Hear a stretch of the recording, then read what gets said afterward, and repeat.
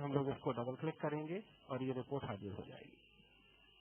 ठीक, इसका हम लोग प्रिंट ले सकते हैं चाहे तो।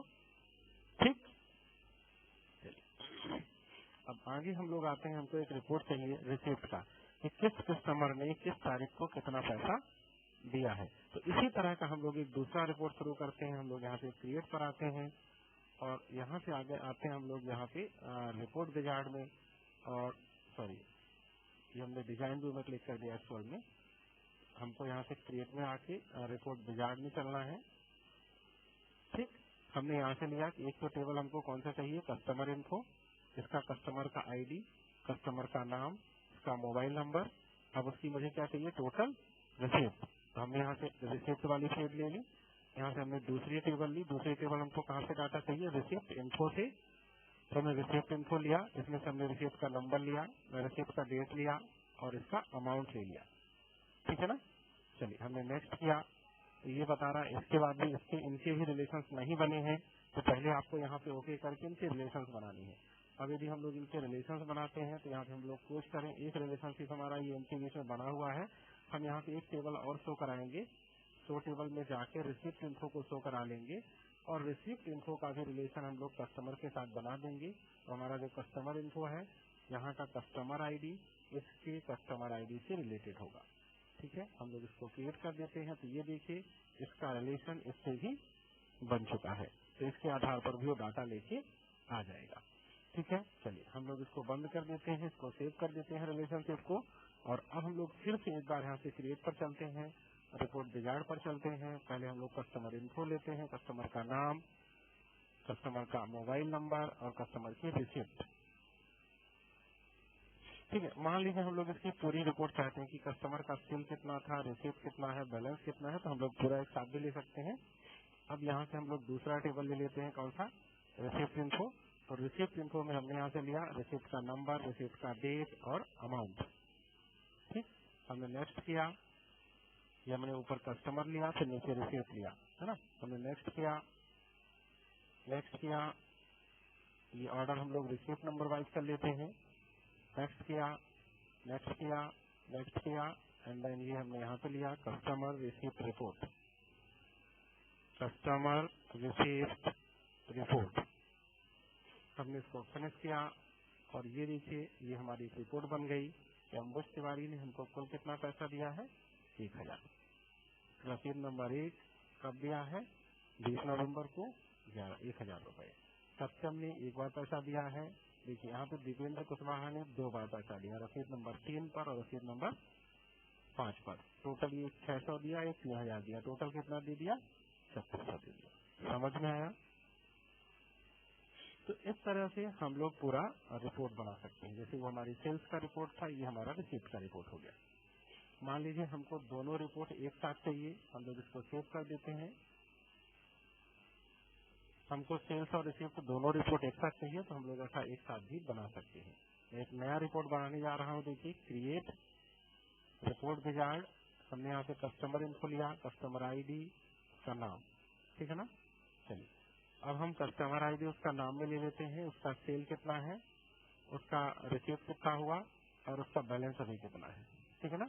ये हमारी रिपोर्ट हो गई। अब हम लोग यहाँ पर दूसरा टेबल लेते हैं कि हमने उसको सेल कब किया। तो हमने सेल्स इन्फो ले लिया, जिसमें से हमने उसका बिल का नंबर, बिल का डेट और अमाउंट ले लिया। फिर हमने उसके रिसिप्ट की इन्फॉर्मेशन ले ली इसी टेबल में, तो हमने रिसिप्ट इन्फो लिया, रिसिप्ट का नंबर, रिसिप्ट का डेट और अमाउंट। ठीक, हमने 3 टेबल से एक साथ डाटा ले लिया, ठीक है ना। हम लोग यहाँ से नेक्स्ट में चलते हैं और यहाँ पर हम लोग बताते हैं कि इसका जो रिपोर्टिंग हमें किस आधार पर करनी है। तो ये कहता है do you want to add any grouping. अब ग्रुपिंग का मतलब होता है कि यदि आप मान लीजिए चाहते हैं कि कस्टमर के आधार पर आपकी रिपोर्टिंग है या कस्टमर नेम के आधार पर, तो एक कस्टमर का एक जगह फिर दूसरे कस्टमर का दूसरी जगह, तो हमने यहाँ पर एक कस्टमर ले लिया ये, तो ऊपर कस्टमर का नाम आ जाएगा और उसका सारा इन्फॉर्मेशन, कस्टमर आईडी, उसका सेल, रिसीप्ट, बैलेंस, पैसा वो कब दिया, है ना। चलिए हम उसको नेक्स्ट करते हैं। ये कहता है do you want to add any grouping, तो हमने ग्रुपिंग के लिए ले लिया, हमने नेक्स्ट किया।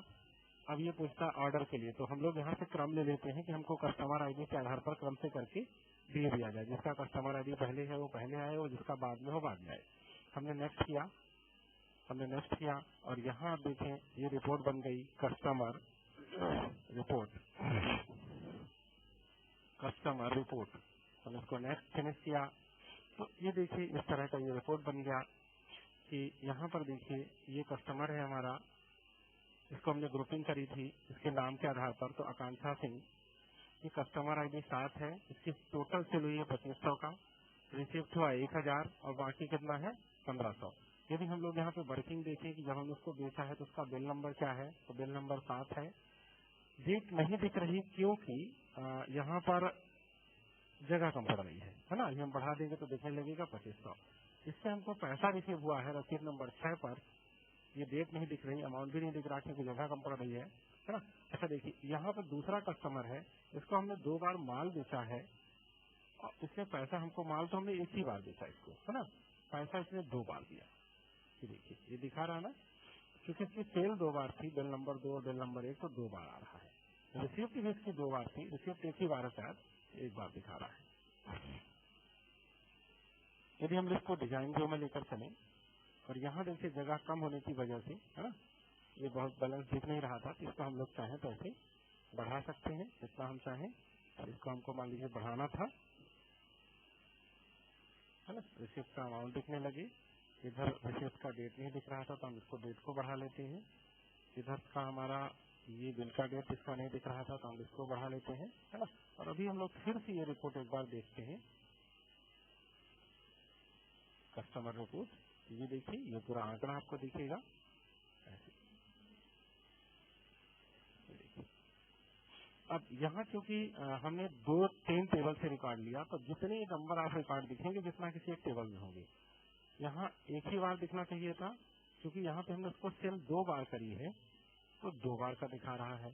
रसीद उससे एक ही बार हुआ है तो वही इन्फॉर्मेशन 2 बार रिपीट हो रही है, रसीद नंबर 1, रसीद नंबर 1, 1000, 1000। ठीक है, समझ में आया ये? तो इस तरह से आप कोई भी रिपोर्ट बना सकते हैं। आप रिपोर्ट क्वेरी से भी बना सकते हैं है ना, आप रिपोर्ट क्वेरी से भी बना सकते हैं कि आप क्वेरी बना लीजिए फिर क्वेरी से रिपोर्ट बना लीजिए। ठीक, बन जाएगा ना ये सबको।